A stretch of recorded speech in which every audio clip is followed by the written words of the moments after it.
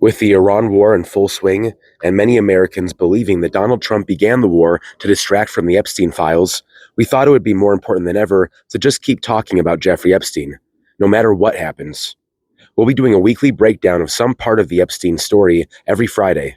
This week, we uncover the basis for Les Wexner and Jeffrey Epstein's relationship using DropSite's article from December 2025, Ask Jeffrey.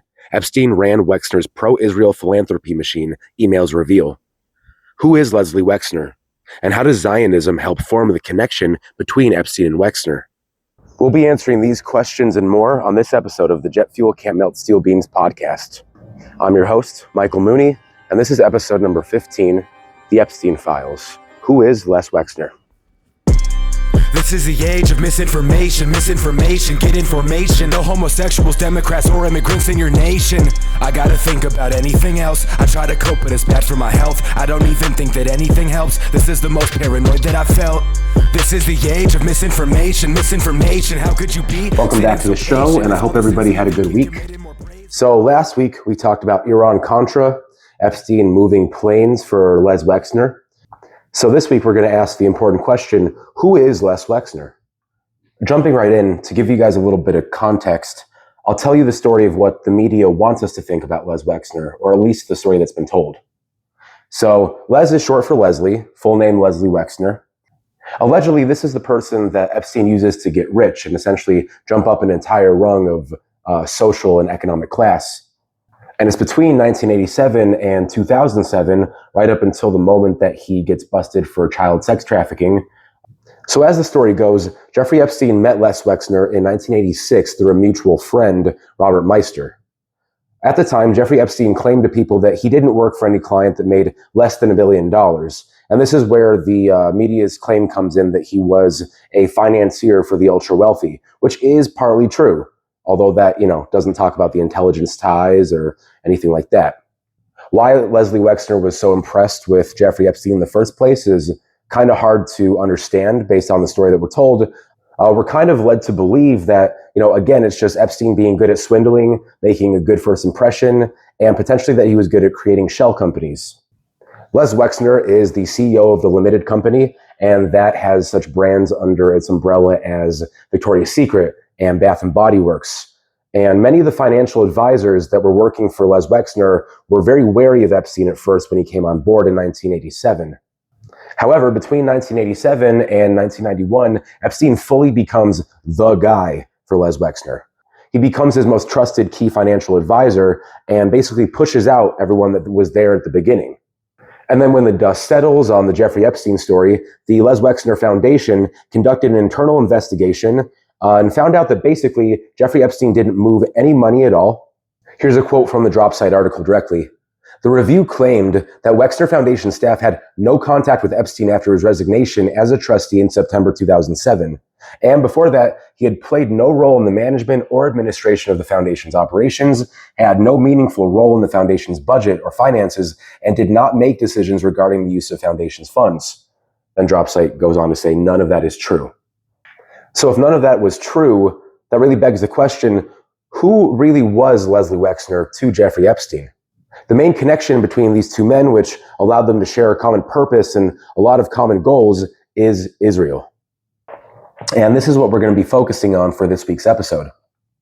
So let's get into the actual story of Les Wexner, with all the information we have from the Epstein files, from hacker groups such as the pro-Palestinian group Handala and other various organizations. It's almost certainly true that Jeffrey Epstein did become acquainted with Les Wexner through Robert Meister. That part we can feel pretty certain about. However, when we look at the connection between these two men regarding Israel, the idea that Epstein essentially conned his way into the graces of Leslie Wexner becomes much harder to believe. Now I'm going to read 2 more paragraphs from the DropSite article. Under Epstein's financial stewardship, and after his departure, the Wexner Foundation bankrolled pro-Israel charities like college Hillels and free birthright trips.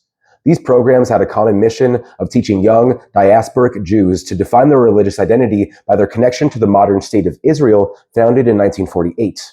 For decades, the foundation also funded the operations of Harvard's Kennedy School of Government, including the Wexner Israel Fellowship, which sent Israeli government officials to Harvard on full scholarships. The tens of millions of dollars donated by the foundation made Epstein himself a powerful player at Harvard. The relationship between Harvard and the Wexner family ultimately ended not because of Epstein's 2008 conviction, but after a falling out over the university's refusal, under pressure, to sufficiently crack down on protests in 2023 against Israel's genocide in the Gaza Strip. As we see from the Epstein files, Jeffrey Epstein is constantly doing favors for Israel or things that would elevate it in status. And if you want to hear about some of that, you can go back to episodes 8 and 9 of this podcast. But when you combine Epstein's constant elevation of Israel with these pro-Zionist goals from Les Wexner, we see that Zionism is the uniting force between the two. And this leads us to 1991, where Les Wexner literally signs over the power of attorney to Jeffrey Epstein over his entire estate. That same year, he formed something called the Study Group. It's a little too on the nose conspiratorially speaking, but the Study Group is a group of 50 ultra-wealthy Zionists. They're entrepreneurs, they're media moguls, and they meet twice a year. Articles online, for example, love pointing out the fact that Steven Spielberg is one of the members of the Study Group. Another name for the Study Group is the Mega Group. So the Study Group or Mega Group meets twice a year, and these 50 individuals are largely responsible for the birthright trips, the Foundation for Jewish Campus Life, or Hillel, and other initiatives that massively benefit Israel, especially considering diasporic Jews. One kind of amusing example is that Epstein was giving millions of dollars to something called the Jewish Media Fund. And one of the things that the Jewish Media Fund created is a spin-off of Sesame Street called Shalom Sesame. I don't understand if Shalom Sesame is in the same universe as Sesame Street, and also Sesame Street, but this is Shalom Sesame, and so I guess it's really not on a street unless I don't understand the words. And here's one more thing to prove the point. Les Wexner married Abigail Kopel, 25 years his junior, in 1993. The person who introduced Wexner and Kopel was also Robert Meister, who had introduced Leslie Wexner and Jeffrey Epstein in the first place. Here's a quote talking about the importance of this marriage in the Dropside article. Wexner's new father-in-law had also played a foundational role in the birth of Israel's military intelligence. According to the diary of Israel's founding father, David Ben-Gurion, Kopel served in SHAI, Haganah's intelligence arm, and the predecessor to Israel's Central Military Intelligence Directorate, AMAN. During the Nakba, his unit conducted sabotage operations involving vehicle hijackings and explosives. In the 1950s, soon after the Nakba, Kopel moved to New York to open an office for Israeli state-owned airline El Al, which became a front for Mossad and Shin Bet agents, according to the CIA and South African intelligence. So if Wexner wasn't already a huge person on the scene of Israeli politics by 1991 by forming the Study Group or Mega Group, then he definitely was part of royalty by 1993 with this marriage to Abigail Kopel. It also turns out that Abigail is responsible for calling a lot of the shots when it comes to what initiatives that the Wexner Foundation is going to donate to, especially when it comes to Israel. So we have the birthright trips and the Hillel colleges. We have the power of attorney being signed over to Jeffrey Epstein. We have the Study Group. We have the marriage to Abigail. So in summary, Jeffrey Epstein was the executor of the Wexner Foundation's will to most effectively benefit the state of Israel. I think a lot of questions do come up here, especially about the motivations of these birthright trips and all that stuff. And I think a lot of it has to do with Jewish supremacy. So we're going to have to go over that in a future episode. But Jewish supremacy is definitely a theme that we'll see in the Epstein files moving forward. So let's get back to the mainstream media narrative for a moment. According to the media, Jeffrey Epstein uses the period from 1987 to 2007 to get rich through mismanaging Wexner's funds, even though Wexner claims that Jeffrey Epstein didn't have his hands on any of the money, even though Wexner had just signed over the power of attorney to Jeffrey Epstein. So in reality, during this window of time from 87 to 2007, Jeffrey Epstein and the Wexners are laying the groundwork for Israeli outreach to the Jewish diaspora and accomplishing the goals of Israeli and sometimes American intelligence. And now I think this can give us a bigger perspective for what it means for Jeffrey Epstein and Wexner to have moved the planes that were used in Iran-Contra, from Nicaragua or from whichever airports to Dayton, Ohio. Come here, bud. Get your ass out of here. Come on. At least show the world your face, Schmo. So Jeffrey Epstein goes down for sex trafficking in 2008, and Les Wexner severs public ties. However, Wexner's attempts to say that the relationship was severed on all fronts is a bold-faced lie. Here are a few more paragraphs from the Dropsite article. Although the Foundation's independent reviewer claimed that its staff had no contact with Epstein after his resignation in September 2007, and he had no meaningful role before then, the emails suggest Abigail Wexner, changing that last name from Culpel to Wexner, remained at least partly dependent on Epstein for months after that date. On November 23, 2007, at the beginning of the financial crisis, Epstein directly advised Abigail on executing a purchase of 1 million shares of limited brand stock valued at almost $20 million. Epstein entered his guilty plea in June 2008, but emails suggest he remained quietly connected to Wexner business, attempting to cultivate a relationship between Wexner and Sultan Ahmed bin Suleiman, the CEO of Emirati conglomerate Dubai Ports. Less than a month after submitting his guilty plea, he wrote to Suleiman on July 18th, "Where are you, my friend? Great opportunities. Did anything ever come of your Wexner meeting?" It's safe to say that there were still Epstein paw prints all over the Wexner project, even after he went down for child sex trafficking. A lot of the things that we associate with the diasporic Jewish experience, especially, all of these senator trips to Israel, all of these funding of college experiences for the elite in Israel, especially through Harvard, the birthright trips. This conception of what it means to reach out to diasporic Jews was partially aided by the relationship between Wexner and Epstein. Through Epstein's total management of Wexner's money, Wexner was one of the largest contributors to Israeli causes, frankly, of all time, since the inception of the state. So then there is one more point I want to make for this episode.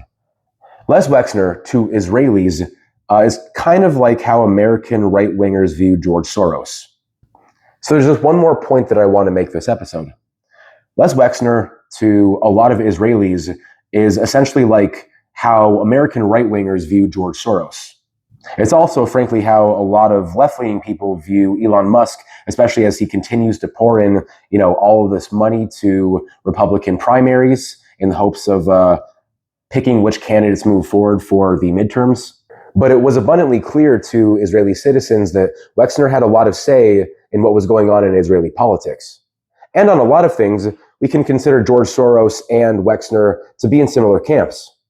Both are despised by the right-wing factions of their respective countries, and both have their hands in an extremely large array of initiatives that go on in those states. I'll read again from the Dropsite article. After Epstein's public departure, the Wexner Foundation remained a major force in pro-Israel philanthropy, funneling millions of dollars into programs aimed at boosting Israel's influence in the U.S. Between 2003 and 2018, Inside Philanthropy tallied $128.4 million donated by the Wexners to Israeli and Jewish charitable causes, making them the third largest donor to such causes in the U.S. during that period. Wexner resigned as the CEO of Limited Brands in 2020, 1 year after Epstein's death.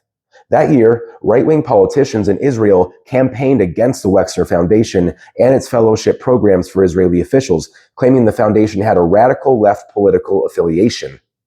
After Israel's national security minister, Itamar Ben-Gvir, decided to ban government employees from participating in the Wexner Foundation's leadership programs, another Likud lawmaker praised the decision, writing that the foundation was part of Israel's shadow regime and a long arm of the deep state. In a lot of ways, you could probably just copy and paste George Soros' name into that. And of course, switch Israel to America. In Israel, even as recently as last year, Netanyahu has used Epstein as a way to publicly lambast his opponents, especially Ehud Barak, who we'll be doing, I'm sure, episodes on in the future. Ehud Barak is on the other side of the Israeli political spectrum than Netanyahu. Ehud Barak is more of a left-leaning character. And Netanyahu has even shared Dropsite articles on his social media to basically beat Barak over the head with. And if it's anything like America, it'll probably be the case that it doesn't really matter which faction you belong to. There's a uniparty, and it's especially the case when it comes to intelligence.